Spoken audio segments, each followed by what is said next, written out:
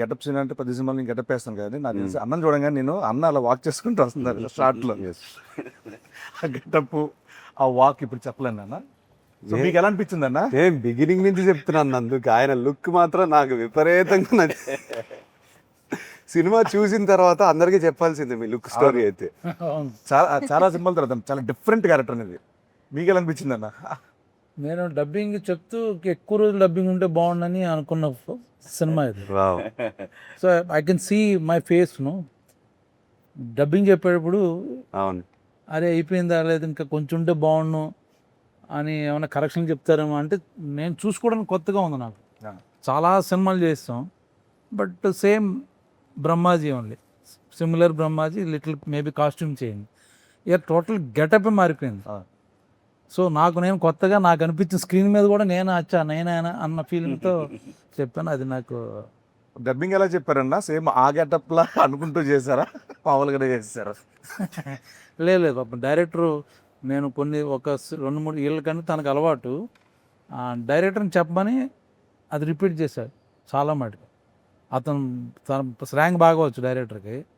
నందు చెప్తుంటే ప్రాంప్టింగ్ అనుకో, యాక్చువల్ ప్రాంప్టింగ్లో డబ్బింగ్ చెప్తా, ఎక్కడ రాంగ్ అవ్వకూడదని చెప్పి. అందరూ అదే చేశారు. దాంతో పాటు ఆయన లెగ్ కాపీ అదే మెయిన్ హైలైట్. అదే ఇవన్నీ నేను నమ్మరు కానీ ఇది హైలైట్. ఆ గోల్డ్ చైన్ కాంబినేషన్ అదొకటి తలకాయలో పెడతాడు. ఆ లెగ్ వల్ల మీ డైలాగ్ చిన్న ఊపు వచ్చింది.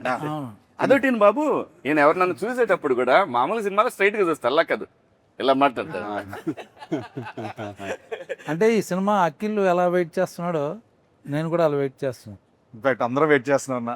కానీ నేను అలా ఒకటైతే కాదు. చెప్పగలను, తను చూసిన ఫస్ట్ రోజు గెటప్ వేసింది, ఐ స్వేర్ లిటరల్గా నాకు భాగ్యశ్రీ కనపడలేదు. ఒక యాక్టర్.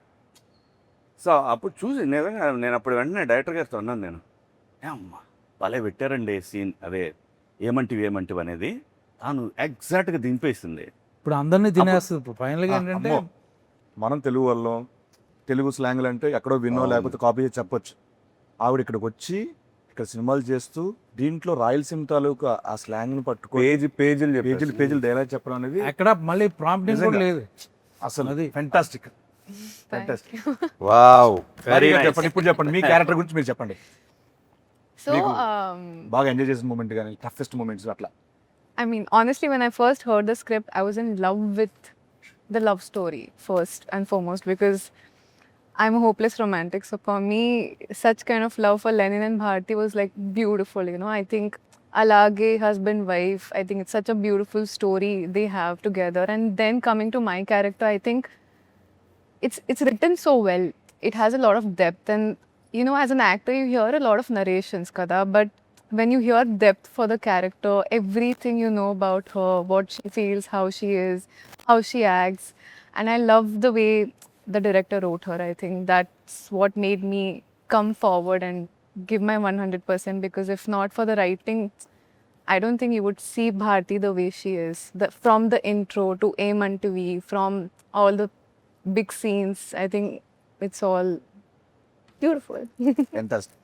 చెప్తున్నా కదండి, భారతీ క్యారెక్టర్, ఆవిడ చేసిన క్యారెక్టర్ అందరికి గుర్తుండిపోతుంది. ఈ సినిమాలో ఇంకోటి నేను చెప్పాల్స్తున్నాను, ఏ క్యారెక్టర్ లేకపోయినా సినిమా లేదు.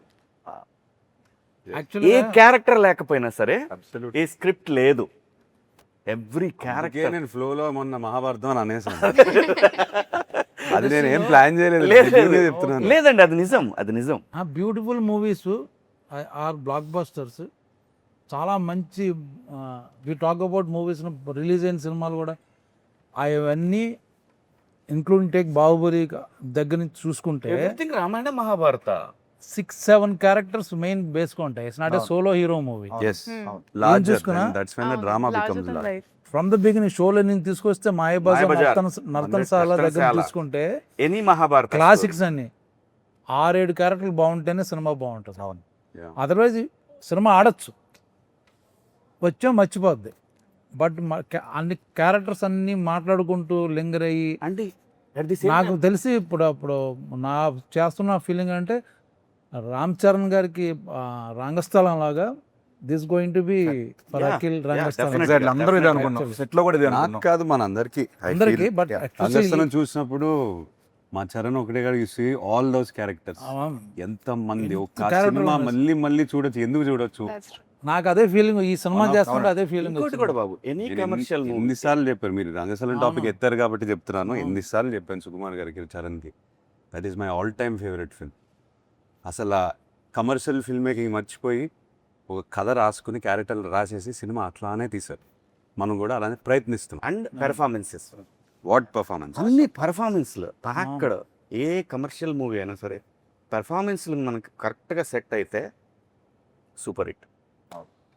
పోతే మన నందు గారు, డైరెక్టర్ నందు గారు, నందకిషోర్, నందకిషోర్ మురళి, నందకిషోర్, చాలా అపూర్వ. పేర్లు అంటే ఏం ఉన్నాయి. లేదు, నేను బేసికల్ ఏం చేస్తారంటే యాక్చువల్లీ నందువా నందకిషోర్ నందకిషోర్. మురళీ కిషోర్ ఏమో వాళ్ళ అమ్మ పేరు screen name. Screen name Muralikishore. వాళ్ళ అమ్మ గారి పేరు అంటారు. మురళిని నా పేరు పెట్టారు సార్ దీంట్లో. అవును, కరెక్ట్. నా పేరు మురళి గారు. నా పేరు ఎవరు తెలుసా? చెప్పేసారు వాళ్ళ బంధువుల తాలూకా అంట. వాడి మీద ఈయనకుందా? నాది కూడా ఎవరో ఉండి ఉంటారు అక్కడ. ఉన్నారు ఎక్కడ ఉన్నారు కూడా వాళ్ళ ఊర్లో ఉన్న క్యారెక్టర్లే. ఉన్నారు. ఊర్లో వాళ్ళందరినీ లెనిన్లు పెట్టేశారు. భారతి ఎవరో చెప్పలేదు అతను మనకి. ఎప్పుడైనా అడిగారు ఆయన్ని, మీ భారతి ఎవరు? ఎవరు ఈ భారతి ఎవరు? ఇన్స్పిరేషన్ రాయడానికి? రామాపురం నుంచి వచ్చారు. We'll ask him. సార్, ఆ కథ విన్నప్పుడు మీకు ఏమనిపించింది? అసలు ఈ కథ ఎత్తుకోవడానికి మైండ్ బ్లాక్ అయిపోయింది నాకైతే. నా గురించే రాశాడు అన్నట్టుగా అనుకున్నాడు ఆయన. ఆయన గురించి మీకు నా గురించి అంటే అసలు అందరి కోసం నా కోసం అనిపించింది నాకైతే. ఎత్తుకుంటే మైండ్ బ్లాక్ అయిపోయింది నాకైతే. ఎక్స్పెక్ట్ చేయలేదు. ఏదో అంటే మన రెగ్యులర్ స్క్రిప్ట్లు కాకుండా ఏదైనా కంప్లీట్ ఆఫ్ బీట్ నాకు కావాలి, ఏదైనా రాడికల్గా ఏదైనా క్రేజీగా ట్రై చేద్దామనే పాత్రలో ఉన్నాను. అప్పుడు దొరికింది కథ. ఫస్ట్ సిట్టింగ్లో వెళ్ళి హగ్ చేసేసుకుని, బాబు ఈ కథ నాతోనే చేయాలి, చేసేద్దాము. ఆయన నమ్మట్లేదు నన్ను, మీరు ఈ కథ చేస్తారని. సో అలా లిటరలీ 2 hours నరేట్ చేసిన వెంటనే మీకు కథ తెలుసు, నాకు తెలుసు. అందరూ కథ చూసిన సినిమా చూసిన తర్వాత they will understand why we are talking like this. Screen play అండి. స్క్రీన్ ప్లే ఒకటే కాకుండా ట్విస్ట్ అండ్ టర్న్స్, థ్రిల్, చాలా బలమైన కథ. ఆ ప్రీ క్లైమాక్స్ క్లైమాక్స్కి వచ్చేసరికి ఎవరు ఏం ఎక్స్పెక్ట్ చేయలేరు. మీరు Interval, మీరు even- ఎన్ని రాసుకుని ఈవెన్ ఇంటర్వెల్ ప్రెడిక్ట్ చేసిన ఎవరు ప్రిడిక్ట్ చేయలేదు. నన్ను అంత క్లెవర్గా Impossible. రాసుకున్నాడు. ఏది ప్రిడిక్ట్ చేయలేరు. యాక్చువల్గా ఒక క్వశ్చన్ అడుగుదాం అనుకున్నాను. ఇందాక ఆఫ్ ద రికార్డ్లో అన్న చెప్పారు, మీరు లెనిన్ అని పేరు పెట్టారు, అండ్ తర్వాత ఆయనేమో అక్కడ మహాభారతం అన్నాడు, ఇక్కడేమో సాంగ్లో వేరే ఏదో కనపడుతుంది. Lenin title.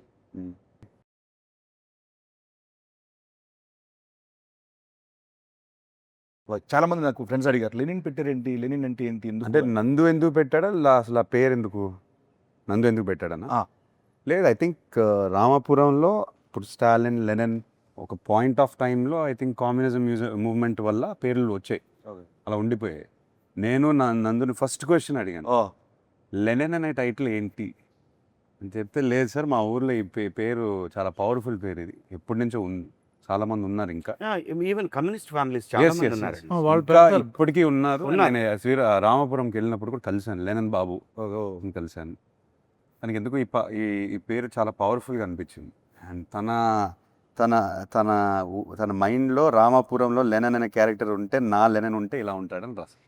Super. Okay. And exactly మా భాగ్యశ్రీ గారికి కూడా ఈ స్టోరీ చెప్పినప్పుడు డైరెక్టర్ గారు, మీరు ఏమనుకున్నారు, ఈ కథ ఏమవుతుంది ఏంటి, ఇంత ఇంత పెద్ద కథ ఏమనుకున్నారు అసలు మామూలుగా?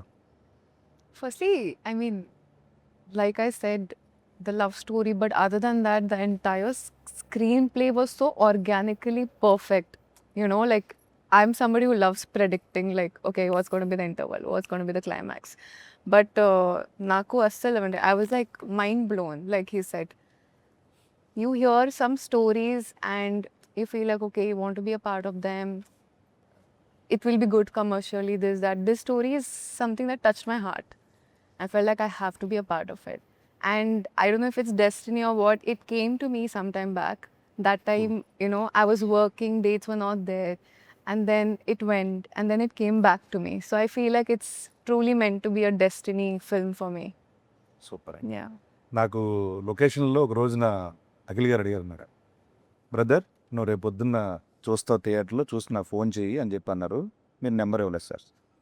నేను తీసుకోలేదు. చేద్దామని చాలా, సో తమన్ గారి గురించి మాట్లాడదామని టాపిక్ తీసుకున్నా. నెంబర్ తర్వాత తీసుకుంటా. తీసుకో. సో సోల్ ఆఫ్ లెన్ అది ఫెంటాస్టిక్. సినిమాలో ఆయన బ్యాక్గ్రౌండ్ స్కోర్ కానీ సాంగ్స్ ఆల్రెడీ వినేస్తున్నారు. ఒకటి hit. Thaman is known for background score. తను ఆ సోల్ ఆఫ్ లెన్ నాకు గిఫ్ట్గా ఇచ్చాడు. 1 year బ్యాక్ ఇచ్చేసాడు సాంగ్. లిటరలీ ఐ సెడ్ ఈ కథ నుంచి ఏదో డిమాండ్ చేస్తుంది తమన్. ఏదో గ్లింప్స్ మీకు గుర్తుందా ఫస్ట్ గ్లింప్స్ ఒకటి ఉంది. దాంట్లో ఒక శకం ఇది అనే ఉండింది ఒక. ఇంకా డిమాండ్ చేస్తుంది సినిమా, ట్రై చేయదన్న అని చెప్తే he came up with soul of Lennon. And అప్పటి నుంచి మాకు ఇన్స్పిరేషన్. నాకు నందుకి ఎప్పుడు కూర్చుని మాట్లాడిన కథ గురించి సోల్ ఆఫ్ లెననే ప్లే చేసుకుంటూ మాట్లాడతాం. అండ్ దాని నుంచి ఎన్నో మూమెంట్స్ వచ్చాయి, దాని నుంచి ఎన్నో బ్యాక్గ్రౌండ్ స్కోర్లు వచ్చాయి. అండ్ మీరు రేపు థియేటర్లో చూస్తారు. తమన్ మావా షేక్ చేస్తాడు. నాకెందుకో ఈసారి అక్కినేని ఎక్కువ ఇంటి పేర్లున్న మనిషి ఎవరైనా Music ఉన్నారంటే, director. వ్యక్తి ఎవరున్నారంటే అది తమన్ గారే. ఆ షూట్లో తెలిసాడు మొన్న AK-47 షూట్. నాకు వచ్చి చేయి పట్టుకుని బ్లాక్ బాస్టర్ సినిమా అని చెప్పేశాడు లెనిన్. వా తను ఆల్రెడీ చెప్పేశాడు. అందరూ ఇలానే Even- మాట్లాడుతున్నారు. ఒక 2-3 days డబ్బింగ్ చేసిన తర్వాత ఫోన్ మెసేజ్ చేశారు. తమన్ బ్యాక్గ్రౌండ్ స్కోర్ రామజోగి గారు అయిపోయిన తర్వాత రామ్జో గారు. So everything now positive. Just థియేటర్కి వెళ్ళి టచ్ వుడ్. కొట్టేయాలి మనం. ఎస్ అందరు కష్టంగా అనిపిస్తుంది కాబట్టి అంటున్నాను. టచ్ వుడ్ అంటున్నారు. అందరు చేయి ఉంది దీంట్లో. ఆయనే వుడ్. ఓకే సార్ ఇంకా నువ్వేంటి ఇప్పుడు?